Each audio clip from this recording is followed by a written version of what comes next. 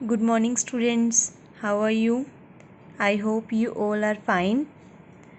Economics का students आपके 3 chapters cover हो चुके थे.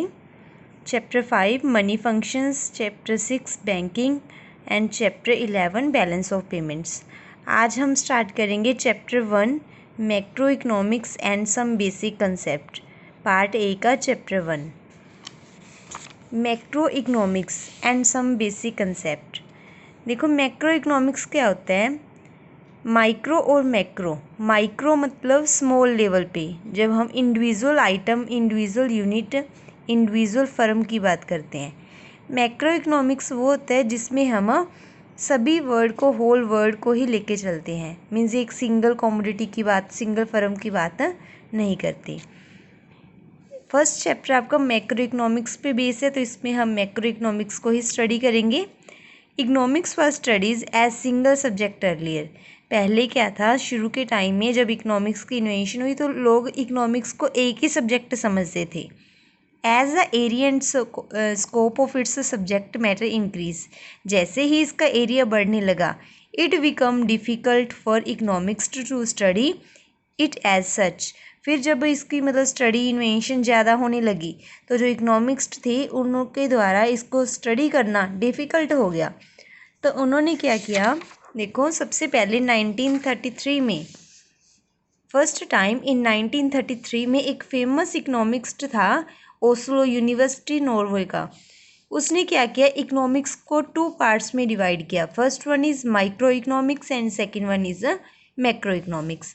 माइक्रो इकोनॉमिक्स, देखो माइक्रो इकोनॉमिक्स जो वर्ड था वो माइक्रोज से बना.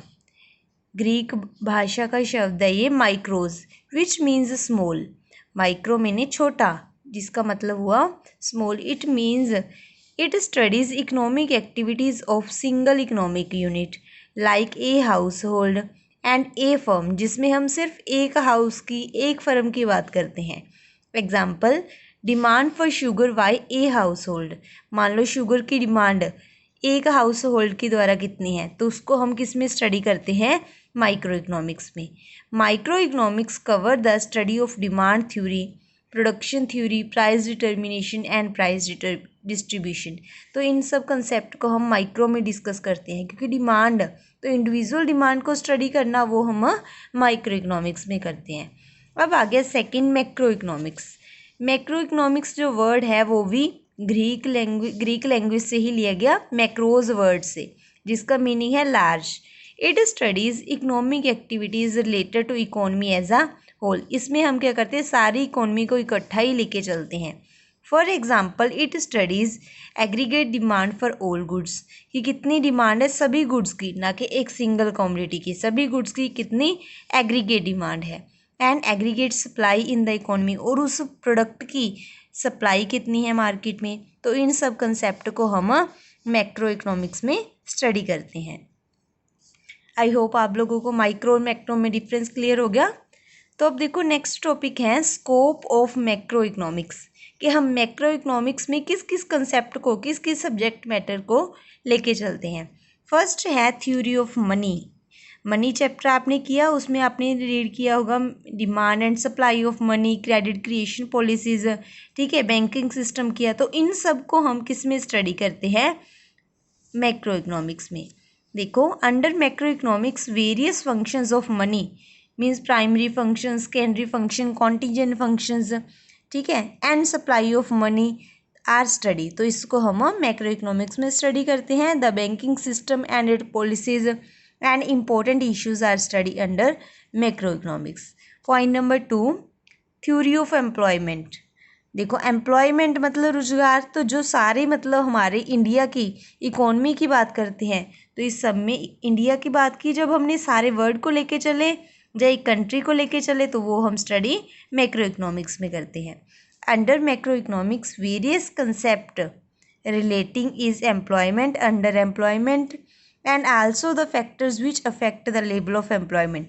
जो फैक्टर्स एम्प्लॉयमेंट को इफेक्ट करते हैं, ठीक है, उन सभी को हम डिटेल स्टडी किस में करते हैं, मैक्रो इकोनॉमिक्स में.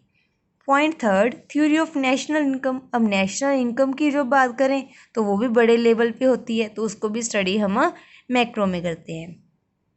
Under macroeconomics, different concept of national income, that it is its methods, its measurement, कि उसको कैसे मेथड उसको कैलकुलेट करना है, कैसे मेज़र करना है, उन सभी को हम डीपली थ्रोली किस में स्टडी करते हैं, मैक्रो इकोनॉमिक्स में.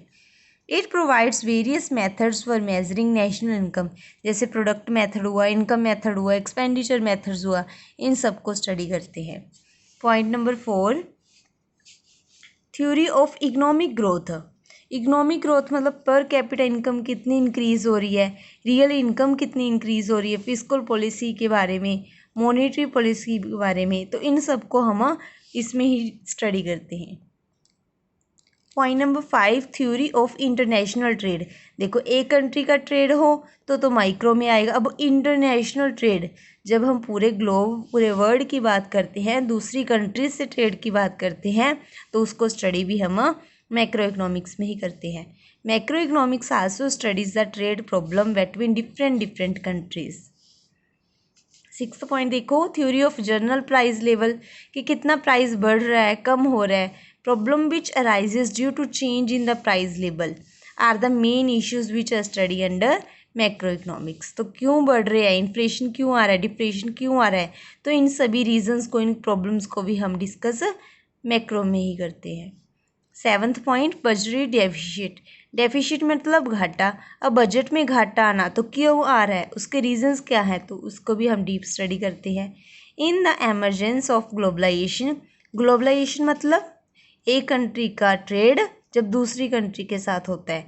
And the privatisation budgetary deficit, उसकी वजह से क्या आने लगा, मान लो घाटा हो गया, डेफिशिट हो गया, have become important issue to be discuss in macro economics. तो उनको हम डीपली स्टडी मैक्रो इकोनॉमिक्स में करते हैं. Point 8, interest rate and monetary policy.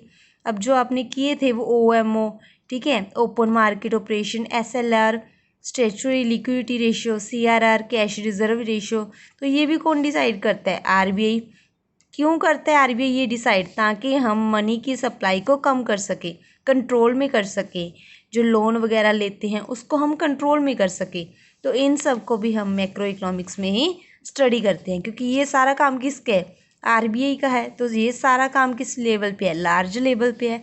तो लार्ज लेवल को स्टडी करने के लिए मैक्रो इकोनॉमिक्स है. 9th point, study of business cycle. Business cycle means fluctuations आना, जैसे बूम पीरियड जब मतलब बिजनेस ऊंचाई पे जा रहा है, रिसेशन मतलब कॉन्सेंट्रेट मतलब स्थिर हो गया, डिप्रेशन मतलब जब उसके प्रॉफिट्स कम होने लगे. तो इन सब को स्टडी हम मैक्रो इकोनॉमिक्स में करते हैं. तो ये भी हो गया मैक्रो इकोनॉमिक्स का स्कोप. तो आज आपने मीनिंग ऑफ मैक्रो इकोनॉमिक्स और subject matter means scope of macro economics, ये दोनों टॉपिक आपने राइट और लर्न करने हैं. Okay, thank you students.